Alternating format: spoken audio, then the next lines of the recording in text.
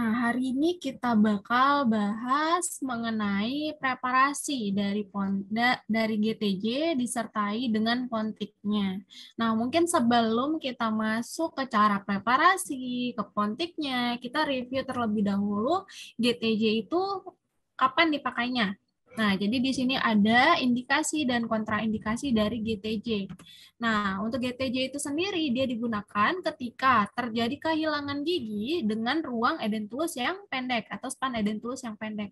Kapan? Kalau di gigi posterior itu biasanya sekitar kehilangan 2 gigi maksimal, sedangkan untuk gigi anterior itu maksimal kehilangan 4 gigi masih bisa dibuatkan yang namanya GTJ. Nah, kemudian gigi abutmen dan jaringan pendukung sehat.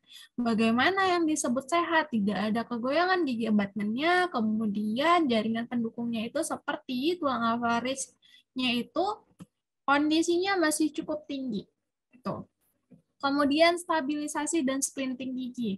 Karena ada GTJ itu salah satunya itu ada fixed bridge.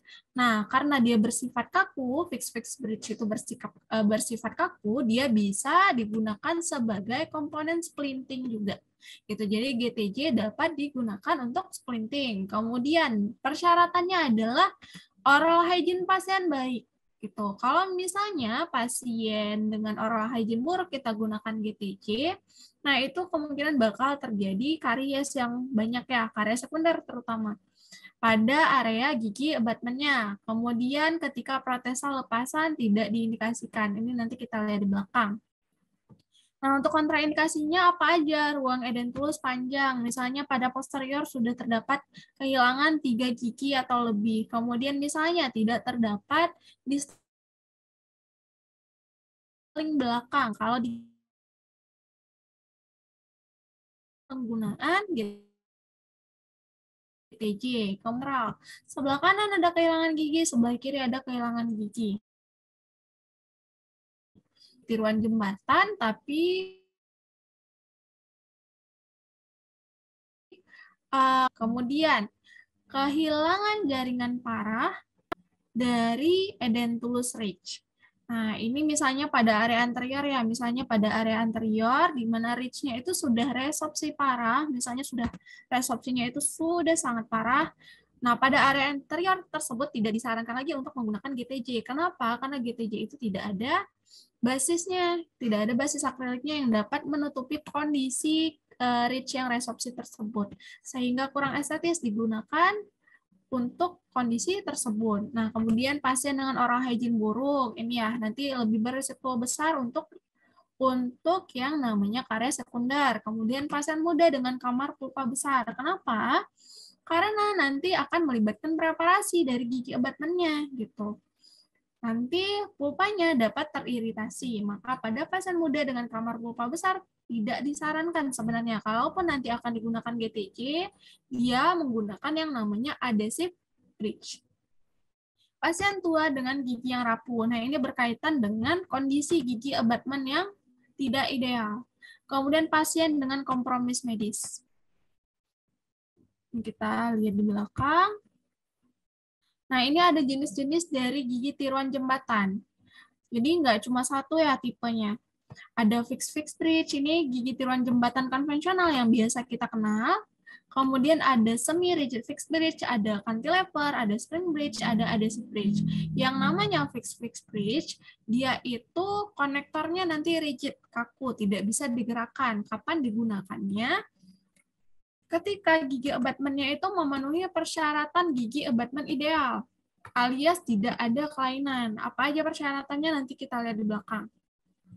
Untuk yang rigid fixed bridge atau fixed bridge ini dapat digunakan sebagai media splinting karena dia bersifat kaku.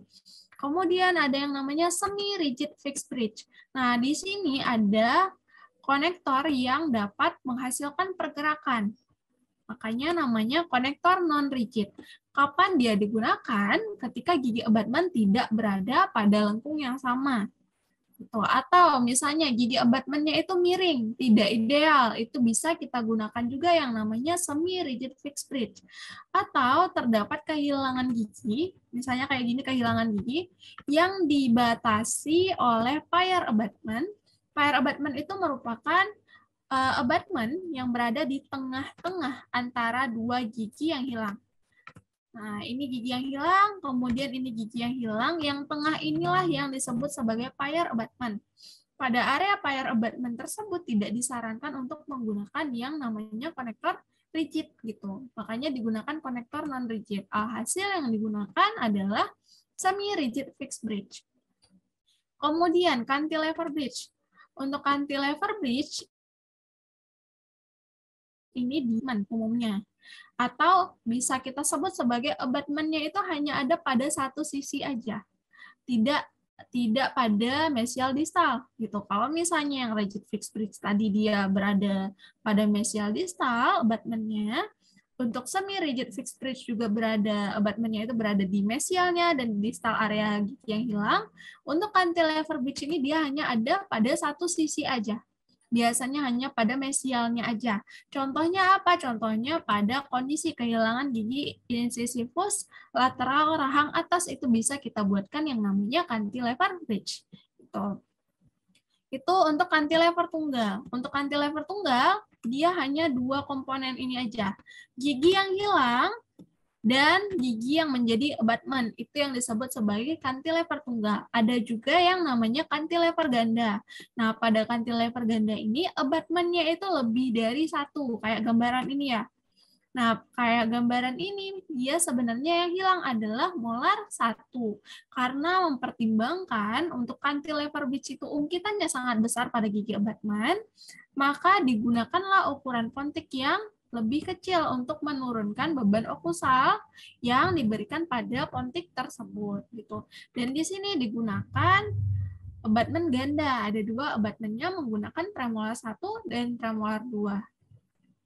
Kemudian ada spring bridge. Nah, untuk spring bridge ini dia konektornya kaku sebenarnya, tapi dia berada tidak bersebelahan dengan gigi yang digantikan. Contohnya pada gambar ini, gigi yang digantikan adalah incisivus central, sedangkan untuk abutment-nya berada pada premolar 1 gitu. Jadi kalau misalnya sebelumnya pasiennya ada diastema, nah itu bisa kita hasilkan kembali gambaran diastemanya dengan penggunaan yang namanya spring bridge. Kemudian ada adhesive bridge. Nah, adhesive bridge ini dia tidak melakukan preparasi atau preparasinya sangat minimal, hanya pengasahan sedikit pada area lingual gitu. Gambaran untuk adhesive bridge itu seperti ini untuk anterior dia namanya Rochette bridge. Nah, ini nanti seperti sayap ya, seperti sayap yang akan ditempelkan menggunakan resin, biasanya resin semen. Kemudian kalau di posterior namanya adalah Maryland bridge. Ini untuk jenis-jenisnya, review supaya nanti kalau misalnya pada saat kita pembahasan preparasinya lebih masuk. Nah, ini untuk yang GTJ. Kalau di posterior, dia bisa menggantikan kehilangan 2 atau lebih sedikit gigi, sedangkan untuk di area anterior, kehilangan 4 atau lebih sedikit gigi. Gitu. Itu bisa kita gunakan konvensional fixed partial denture. Ya, kalau misalnya yang adhesive bridge tadi, dia hanya mungkin dilakukan untuk kehilangan 1 gigi, atau kalau misalnya kehilangan gigi incisivus, yang hilang adalah 2 gigi. Gitu. Nah, ini biasanya kalau misalnya konvensional fixed partial denture itu memiliki distal abutment.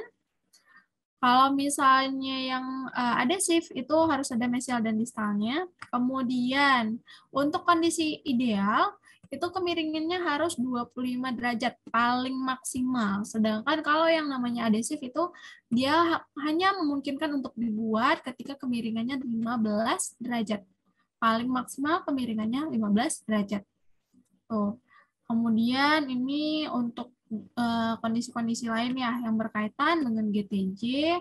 Nanti ada pertimbangan dari dukungan tulang alveolar, rasio mahkota akar, tidak adanya mobility, kemudian morfologi akar yang diinginkan, kemudian dia itu menyediakan stabilisasi yang kaku. Dan nanti kita lihat di belakang, kurang lebih gambaran besarnya.